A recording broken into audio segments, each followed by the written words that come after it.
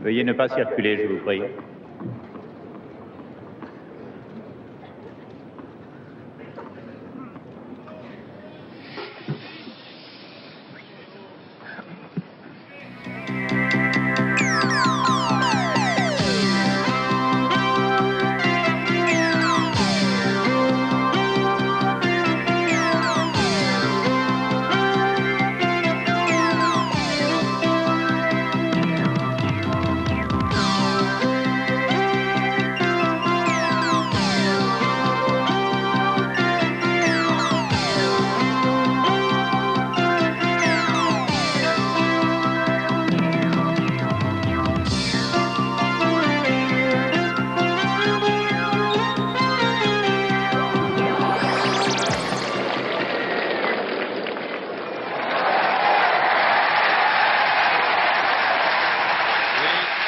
Au moment où Mats Wilander et Yannick Noah pénètrent sur le court central, un central archi-comble, inutile de vous le préciser, pour cette finale des internationaux de France 1983. Mats Wilander, world ranking number 1.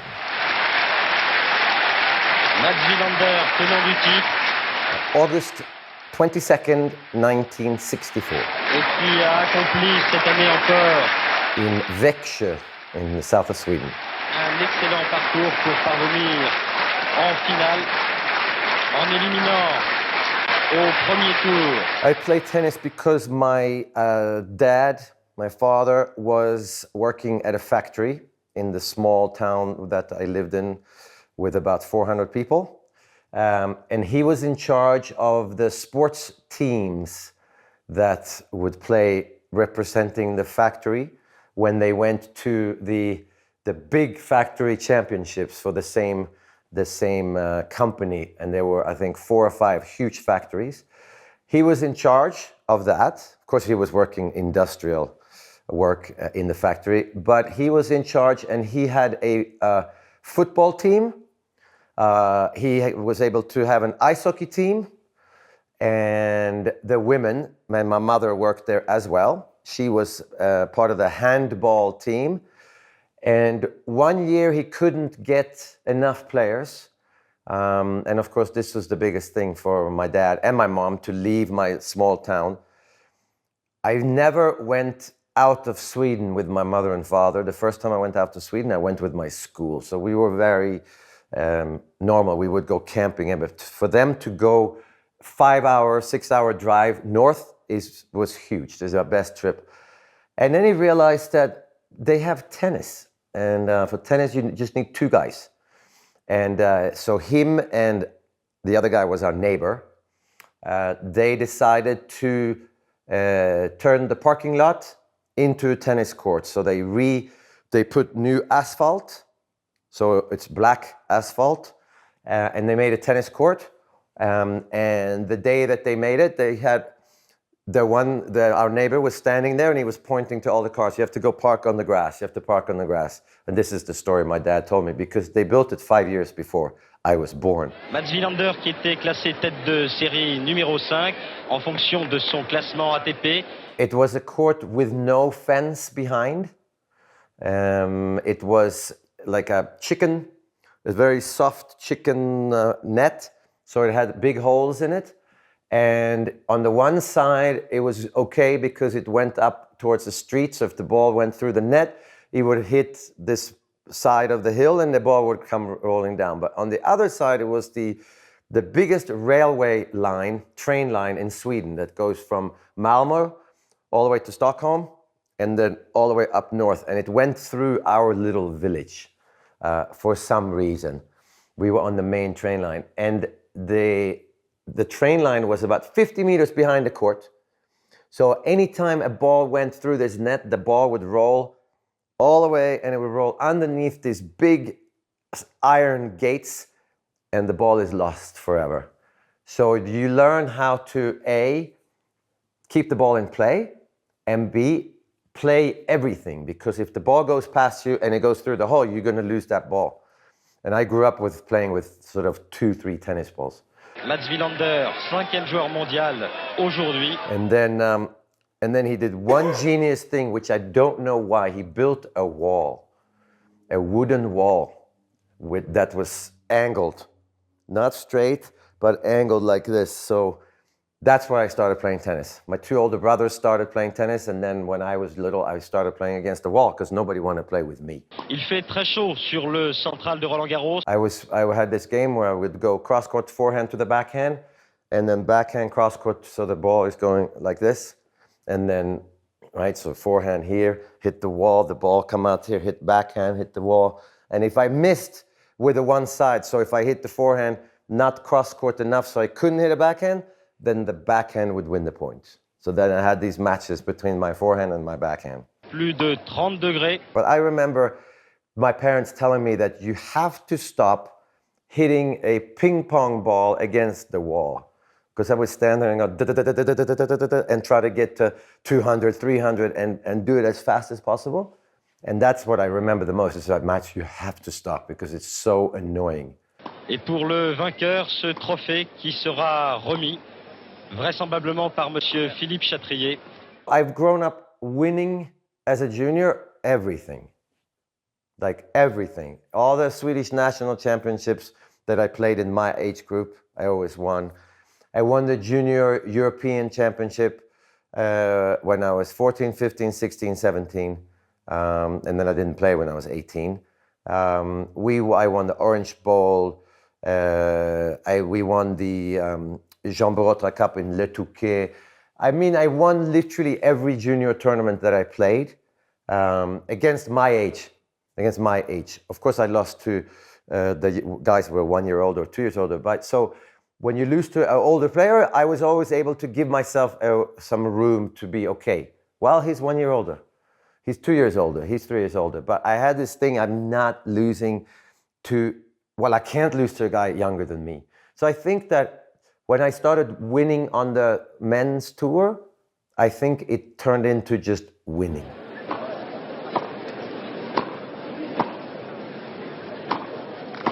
One day, I remember one of the guys that I play with who had the tennis shop. I was practicing up in a court that was sort of upstairs, and it was a gymnasium floor, like a wooden floor. And he was string rackets, not for me, but he was just string rackets all day. And he came up one day and he said, "Here, Mats, give this a shot. I just got this from Rossignol." So I'm like, "What? It's big. It's bigger." Prince had just come out. And then I got this racket and I hit like 2 shots. I hit like 2 shots with this. I'm like, what? There's something wrong with this racket. Because the ball went like that. So you could put way more, no, the ball had more topspin than I've ever hit before in my life without doing anything. And this was obviously really cool that it's like that. Later I got the explanation why. Also what I liked is the color, because there was no other rackets like this. This shape over here is very cool. And then this hole here, I love that it's so big. It just was like an extension of my arm. Within 1 minute, it was an extension of my arm. Amazing. And then of course, this is the famous, because when you do this to a Rossignol F200, it is so flexible. And there was nobody else that could really play with it. It was the experience of the ski. Exactly. Without the skiing brands, tennis would not be anywhere, because even Prince, his head, Fischer, Rossignol, it's all because of the ski. Victor Pecci. Exactly. I mean, how good is that? That's so nice. But this is what happened too, is that, and you might not know this, but this racket, Rossignol, is the first oversized racket to win a singles Grand Slam, which was me in 1982.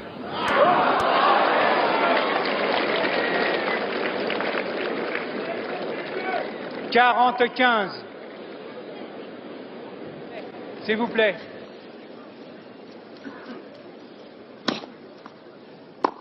How do you define the way you play? I would define as extremely strategic, where I am worrying about you way more than me, and I am going to find your weakness somehow, and it's going to take 10 shots, 20 shots, 40, 50 shots. It doesn't matter.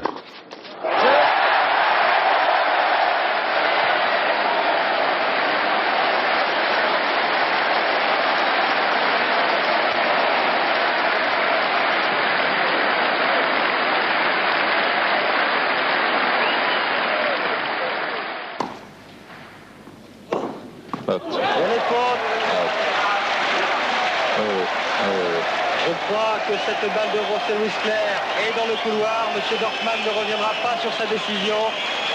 Victoire en 3 heures et 39 minutes de jeu de Mats Wilander, qualifié pour la finale du tournoi de Roland Garros. Sur le score de 7-5, 6-2, 1-6 et 7-5. Protestation dans le public. Je doute fort que monsieur Jacques Dorfman revienne sur sa décision. D'ailleurs, il est descendu de sa chaise d'arbitre. Mats Wilander vient le voir. Eh bien si, oh, quelle sportivité extraordinaire chez Mats Wilander. C'est lui qui fait revenir Jacques Dorfman sur sa décision. On rejoue, c'est exceptionnel, on n'a jamais vu ça. Une balle qui, à notre sens, Hervé Dutu était dehors d'ailleurs. Peut-être nous nous trompons car nous sommes assez loin. Et Mats Wilander demande à ce qu'on remette la balle. C'est lui-même qui a demandé à l'arbitre de le faire. Ça, c'est quelque chose de fabuleux. Là, on est dans le domaine du sport, du gentilhomme, de tout ce que l'on peut espérer dans ce domaine-là. Et c'est merveilleux de voir ce jeune homme de 18 ans rendre une balle de match alors qu'il avait partie gagnée annoncée par l'arbitre de la rencontre.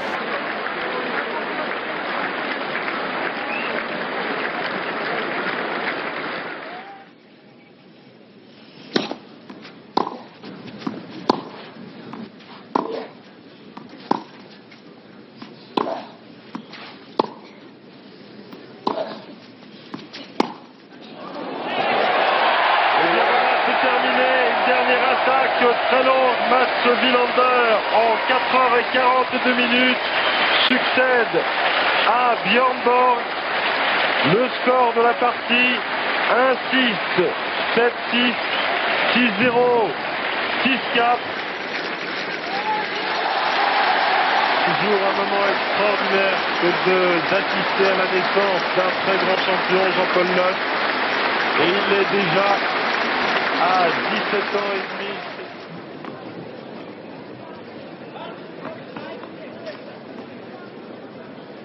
Il reste 2 minutes de balle. Yannick, for me, in those days, was just a big guy that was unapproachable for a normal little Swedish guy. Yeah, Yannick was a guy that was very, even if I never talked to him up before that match, he looked very large in life. He was obviously a big guy, but everything he did on the tennis court and outside, it made you whoa. Like, he was intimidating because I didn't know him. But the appearance, the look of Yannick was intimidating to someone like me for sure. And then when we get on the court, it was a little bit easier because now suddenly you realize that, oh, okay, maybe I can play to the forehand a little more than normal and whatever. But he was, he was very intimidating to someone like me, and someone that the young Swedish guys would be like this. Oh my God, that's Yannick Noah. Even if I was ranked higher than him, oh my God, there's Yannick. Le tirage au sort a été gagné par Yannick Noah. Yep. The one. Do you like this racket? Yes, love it. I actually played with this racket in the Legends Trophy in Roland Garros about 10 years ago, because I always wanted to, and I got one from somebody, I don't know who, but this was, yes, you love the look of it. I also like the Prince Woody that was about the same thing, which I don't know. Do you have that too? See, that's unbelievable, because this was the racket of Peter McNamara. And Peter McNamara was my first idol that I had played against because of the way he played. But this is the same racket, pretty much. So, yes, no, this is unbelievable. Love this racket. Qui a choisi de recevoir le service. This is the shirt of the final. Yes, exactly, okay? And this was more white at some point, I would think. Because I think it was white. But, yeah, exactly. And I think the shorts were this color. And then, of course, you had the sweatband that was the Rastafarian sweatband, right? Yeah, exactly. There you go. So, I mean... Can you wear it? For an 18-year-old kid from Sweden to play against Bob Marley is not easy. It's impossible, nearly. Finale du simple messieurs des championnats internationaux de France 1983. I mean, how's that? How can you play the finals of the French Open with those colors? You have to have some seriously either good confidence, or you just don't care, or you're trying to get all of Victor Pecci's girls, I guess. Max Wilander.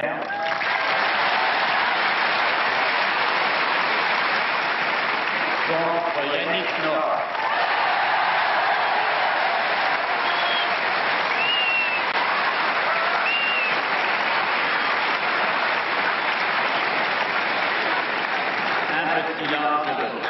What Mats Wilander has to do to win against Yannick Noah this day? What is your tactics? That was easy. That was very easy. What I had to do was, I had to go out there, and I don't have any questions for Yannick. 0 questions. I go on the court and I only have answers. And the answers I have grown from playing him in the last 2 matches against him. And then you add to that it's 5 sets.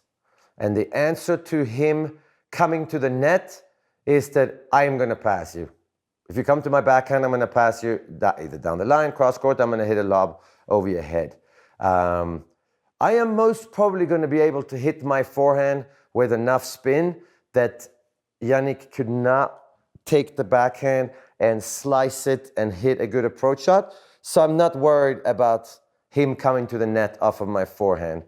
And I'm not really that worried about him hitting the ball hard enough, because of what I found out in Lisbon and Hamburg was something that I never knew. I thought that he would hit the ball harder on the backhand side than he did. So I came on the court with not really any fear of Yannick's game at all. 0. But everything changed very quickly. Au service, Wilander.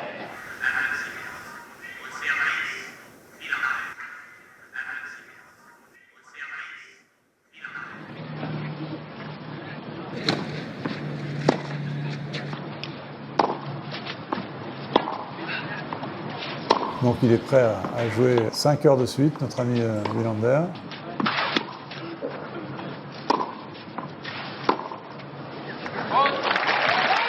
Yeah, I mean, after that point, there's no chance that I'm going to lose this match.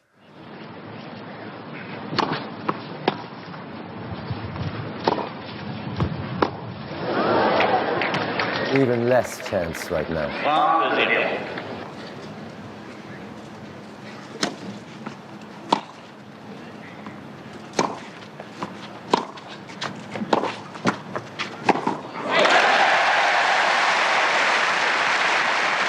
That's unlucky.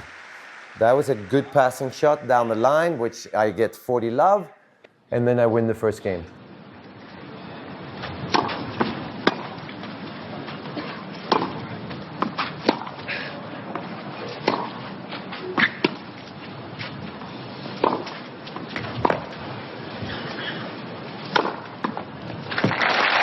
first time Wilander come to the net.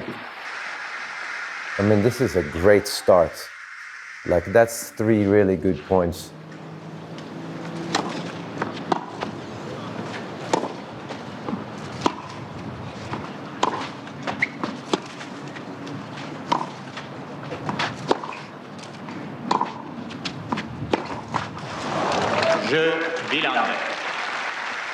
That's a great start. It worries me that I don't have a sweatband in the first game. And then I put one on for the second game.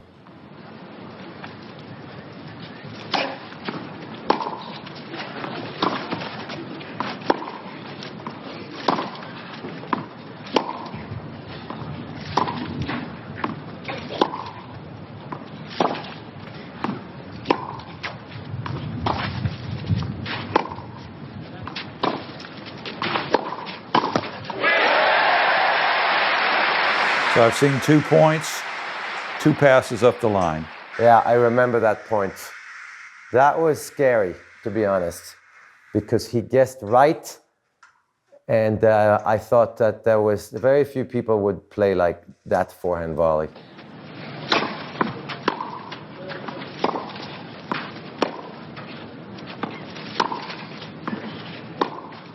Oui, on joue beaucoup au centre.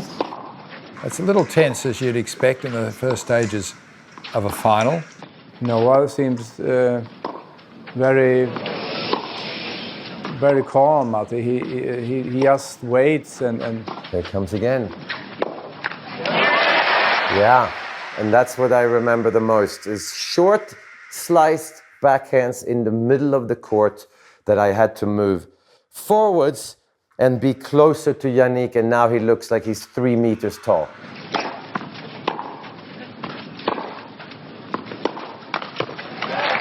And that one too. That was the other thing that he was doing that I didn't really understand, was high forehands and come to the net afterwards.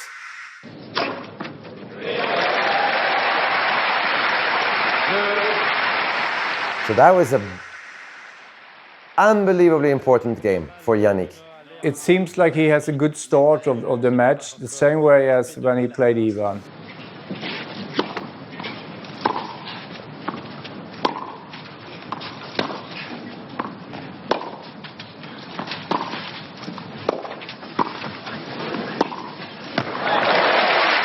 That is fantastic passing shot. Matt's gonna pass him, of course. He knows that.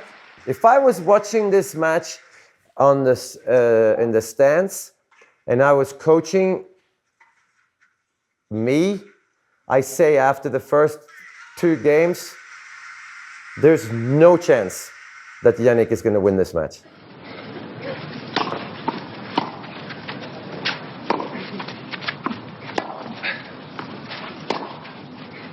But there's another slice backhand. Ah, il devine qu'il passe que le long de la ligne, Wilander.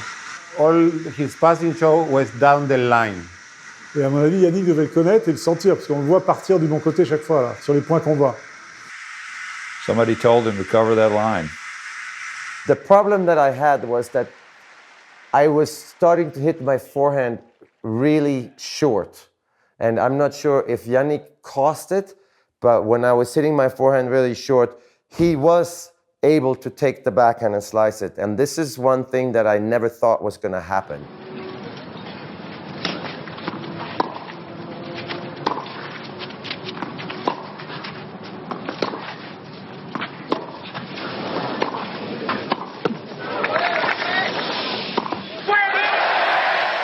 Wow. Yeah, I mean, he's moving so well at the net in this match, and I think it's because I don't have enough power to do anything, to hit through him, and I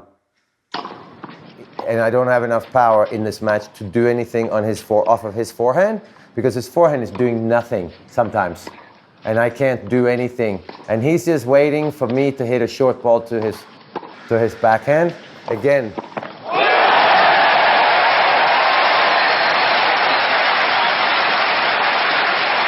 He's reading my passing shots way, way better than I thought that he would.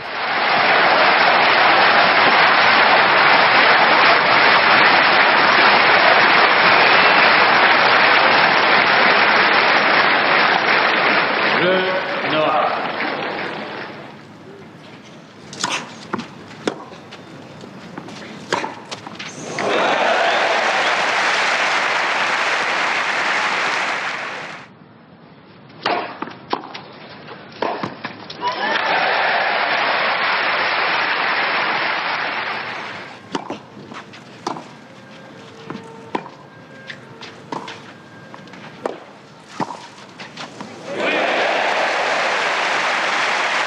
I'm shocked that Wielander is not lobbing.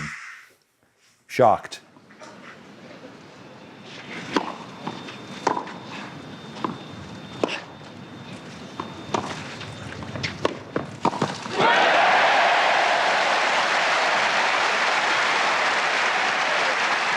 The crowd really showing their support. They've been sitting down for quite some time. The crowd's still applauding.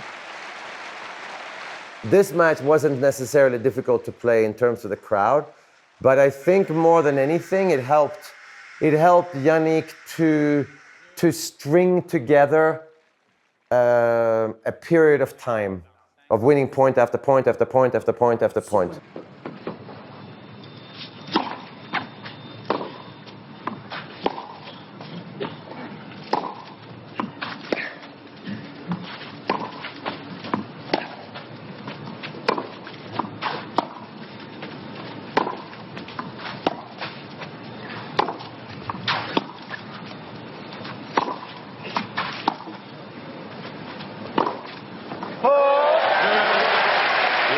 Première manche, Noah, en 36 minutes sur le score de 6 jeux à 2. Un Noah qui joue remarquablement. This first set went so fast, and I had so few questions in my mind about what am I going to do next. I have no idea. At this moment, after 6-2, I have no idea what to do next to change what is going on. I'm still hoping to do the same thing, hitting lobs, hitting passing shots. And of course, it went so fast that I didn't really play. Lorsque nous apercevons Jean-Paul Lotte, directeur technique national, et à ses côtés, coiffé d'une casquette, Patrice Agelower, qui s'est occupé tout spécialement de Noah.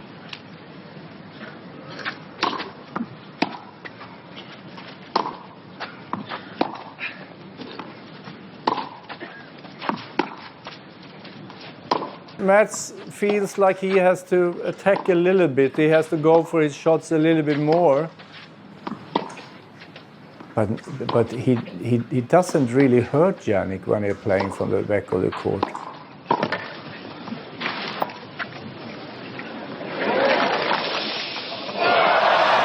Ah, bien fait. Un petit coup pour croiser, là. Génial, ouais. Il n'y a plus de coups comme ça aujourd'hui. The start of the second set is great for me. I'm starting to play much better. I'm starting to hit passing shots. But Yannick is serving great. Aces. I didn't know to come forwards, because if I come forwards, he's going to be easier to hit aces. If I go back, he's going to not go for the ace. He's going to go for a kick, and he's going to come to the net. So I could never figure out. And I can't take his second serve early, because if I take it early, then I might hit it short, and then he's going to come on that slice backhand or a high forehand. So I was never very comfortable in returning his serve in this match. That's what stands out to me the most, is I have no idea when he was serving and volleying or going ace, or he was kicking it or slicing it. I have no idea.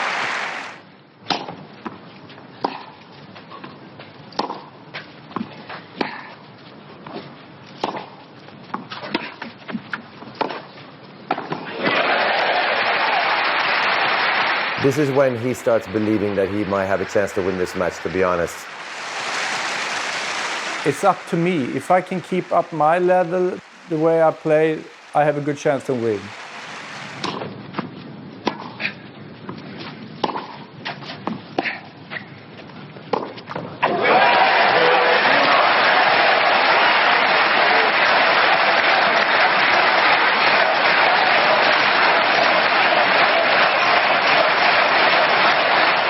When I watch it now, I think I even look at it and say, okay, this is when he knows that, okay, I have a chance to win this match, and it needs to happen like now.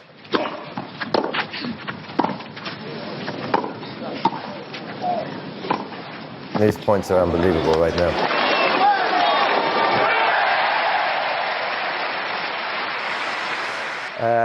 I have always said in this match that the longer the match went on, the less I cared about winning. And that doesn't mean that you're not trying really hard, but it just became like, okay, I don't really know what to do. I don't see a way of turning this around. Tactically.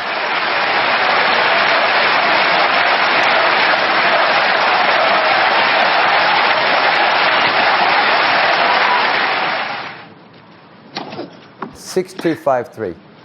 So I have no chance right now in this match. But of course, I'm going to keep trying. So 6-2, 5-4. And that is just a horrible return. And that was another kick serve coming forward. But, wow, I hit a topspin lob over his head. That's unusual. Ah, lob. Ouais, il ne sait plus quoi, il essaie de faire des lobs. Ouais, des fois, on a la sensation quand il y a un joueur qui monte tout le temps et on ne sait plus comment le passer, on ne sait plus où jouer, etc. I broke him to go 5-all, of course. I remember that. Not really panicking so far, but I think the mistake that I did was that I did not keep pushing forwards. And I am always said that when you play tennis, even if you're winning, you have to keep changing and become more and more and more and more aggressive because your opponent is going to change something. Things that Ivan didn't make, even taking the third set. He didn't make the changes. Yeah. He didn't push. Exactly. And I'm not sure that I knew how to do this against a player like Yannick because there was so much variation. I mean, I'm trying to come to the net here. And of course, Yannick is everywhere. And I try something really stupid. Et non, cette fois-ci, il n'a pas réussi Wilander et il perd pour la 4e fois son service. It wasn't enjoyable to be losing, but it was kind of an enjoyable experience in a way because the crowd was always clapping. He was being very engaged. It wasn't frustrating for me to play against him because I liked what he was doing, as in I liked when he comes with a slice backhand and he comes to the net. I like that style because it gives me a chance to hit a passing shot. I just didn't do very well with it. I always said that I had the best seat for this final of any person because I was right there with him. It was like I was watching Yannick play. Oh, that's an unbelievable point. 2-7-0 pour Yannick Noah. 6-2, 7-5. It all plays together. The hair and the way that he moves and the way that he played is all a combination of somebody that is not really playing tennis anymore. It's doing something different. Troisième manche au service Wilander, balle 9. I think that I started playing a little deeper in the third set for sure. And I think Yannick was starting to get a little bit maybe tired or maybe tight. And it wasn't as obvious for him when he was going to come to the net. But I wasn't really good enough in those days to do anything about it.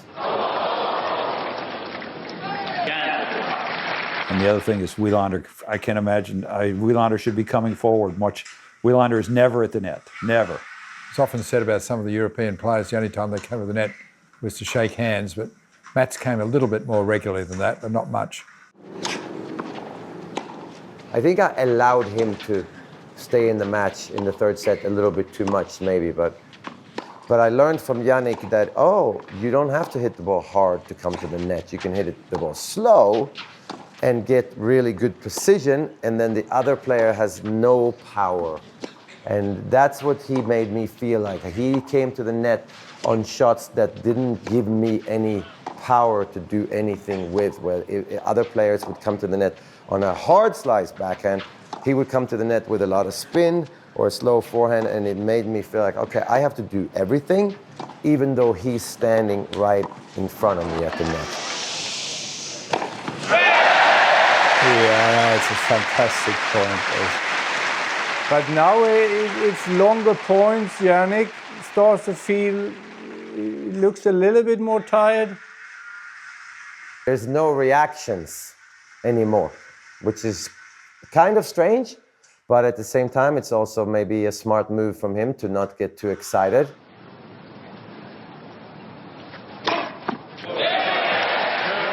Quatrième match pour le Français au bon moment, car depuis 2 jeux, Yannick Noah est moins présent sur le court. Yeah, he's complaining about something. I think maybe he started to feel that he was, I don't know, maybe he started to be cramping or something like that. But I didn't know that, though. I only know this after the match. In fact, I never really looked at him during the whole match to see how he was behaving. I think to get the muscle... Relax? Yeah, to evite cramp, you know? Yeah.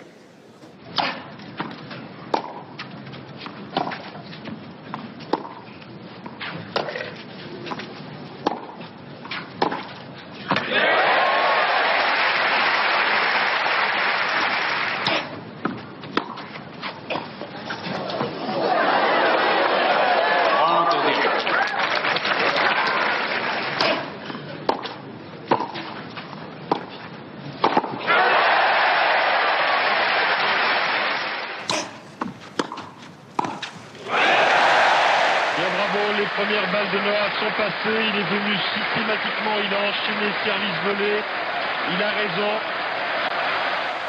And then, yes. Well, it was in my eyes. Because it used to be in my eyes, so I have to get it out of my face.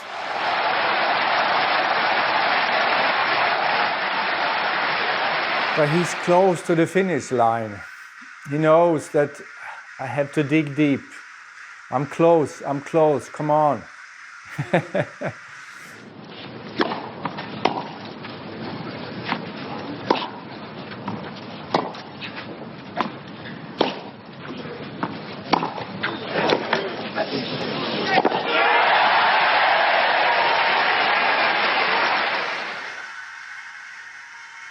There's a first reaction of I am going to win this right now. The first point at 5-5.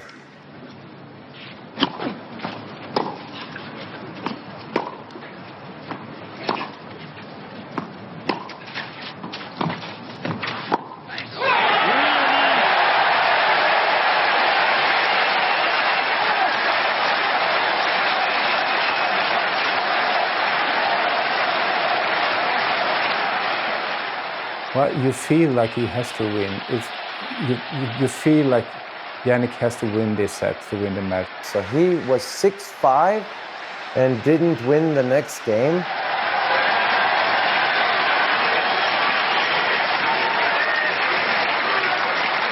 You've got to turn your mind to this is the biggest game of his life. Un peu de silence, je vous prie.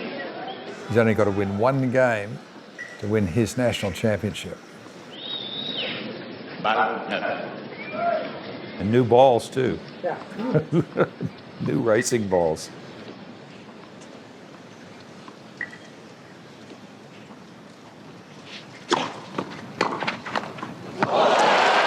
Ooh. That's a good return.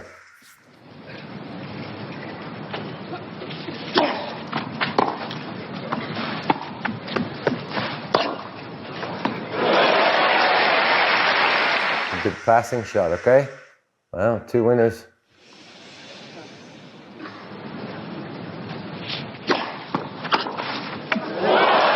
Whoa! Wow. Now you start to, why? I'm playing 3 good points. It's not fair. He's laughing. He's kind of smiling. Sometimes that can happen. Most probably it's a sign that I'm not thinking about winning this match right now. It's like Novak Djokovic.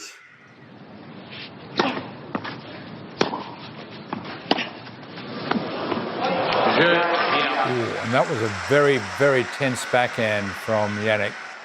Wow. Yeah, I don't remember that at all. Gee, I don't remember.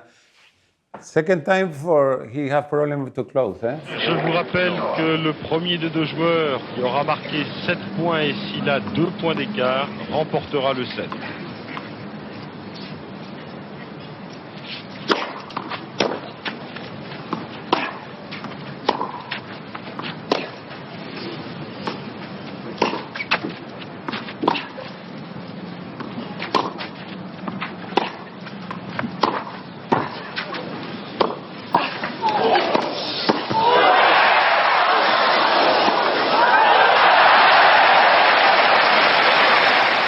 Was that on the line? Wow, that hurts. That hurts. Oof. Ooh, he's in pain there.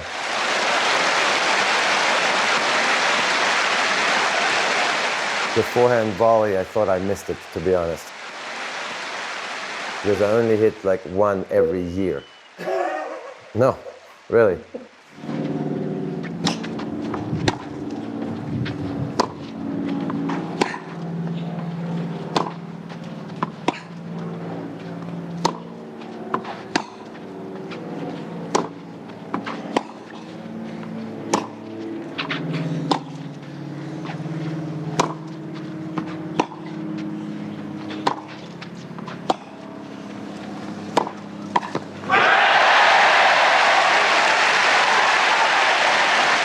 Chaque point, un truc comme ça. Ce point ou chaque point. Non? 4 points. 4 points, d'accord. 4 points. Putain, 4 points. Okay. 4 points. 4 more points. 4 more. That's what he said there, okay?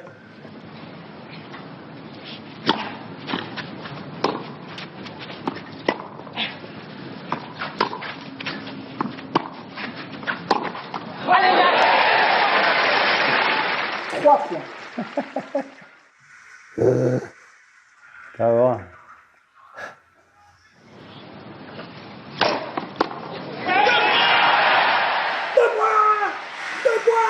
Deux points. 2 points, oui. 2 points. 2 points. 2 points. 5 points de 2, Noah. Un peu de silence, je vous prie.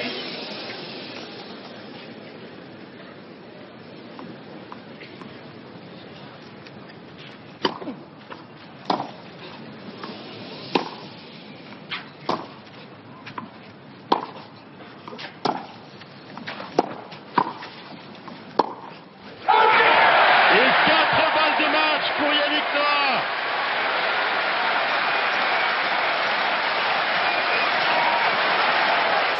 Mum looks happy.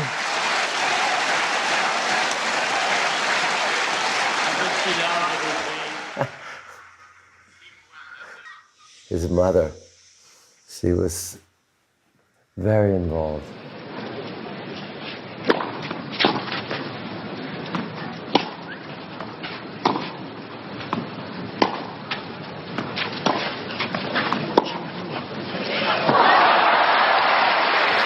No, good love. 6-3. Yeah. Yes, I remember that point. Yeah. Yeah, well, that's what I was going to do all day. 3 balles de match encore pour le Français. Un peu de silence, je vous prie.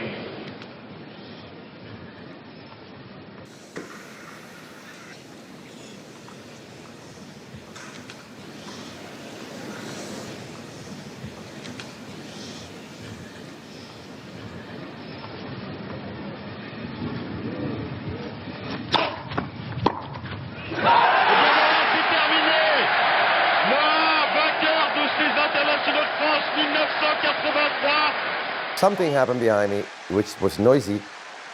Oh, he fall.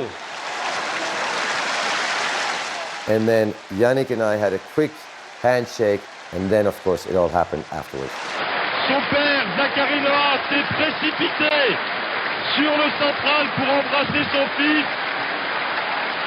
Moment d'intense émotion. Moment fantastique, le rêve de Noah réalisé. That is too funny. Where's the security? Là, les gens qui... On pourrait plus faire ça aujourd'hui. Hein.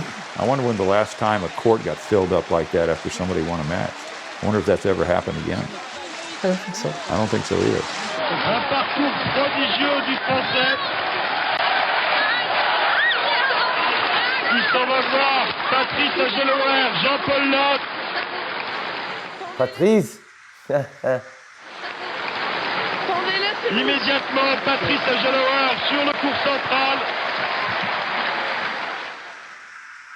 I think Mats is happy for him also. Not maybe direct, but for Mats it's okay. That's how he knows how much that means for Yannick and for French tennis, and not at that moment, but shortly afterwards.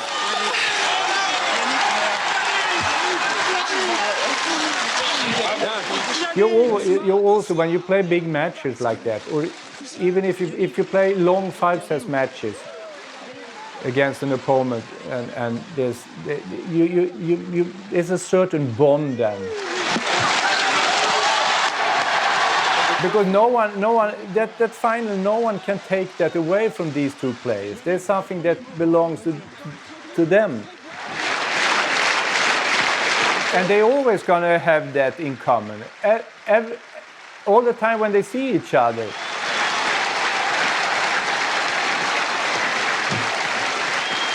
And that is something very, very nice. Jeez. All the faces. Philippe, of course. Monsieur Borotra, of course. Lacoste is there, yeah. Marcel Bernard was the last French who won in the 40s. Oh, okay, that's him.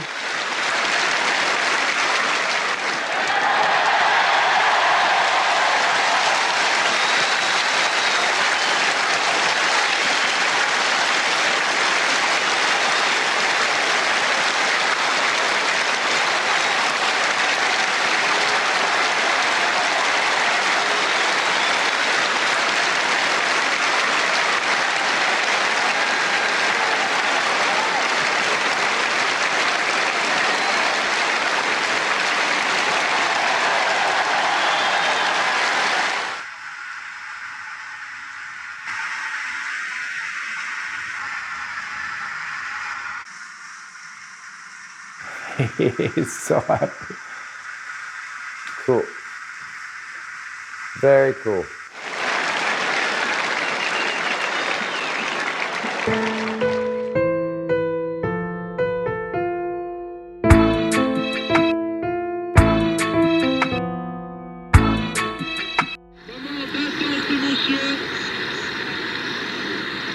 Moment fantastique, le rêve de Noah réalisé. That is too funny. Where's the security? Là, les gens qui... On pourrait plus faire ça aujourd'hui. Hein. I wonder when the last time a court got filled up like that after somebody won a match. I wonder if that's ever happened again. I don't think so. I don't think so either. Un parcours prodigieux du Français. Il s'en va voir Patrice Agelower, Jean-Paul Lotte. Patrice. Immédiatement, Patrice Agelower sur le court central. I think Mats is happy for him also. Not maybe direct, but for Mats it's okay. that's how he knows how much that means for Yannick and for French tennis, and not at that moment, but shortly afterwards.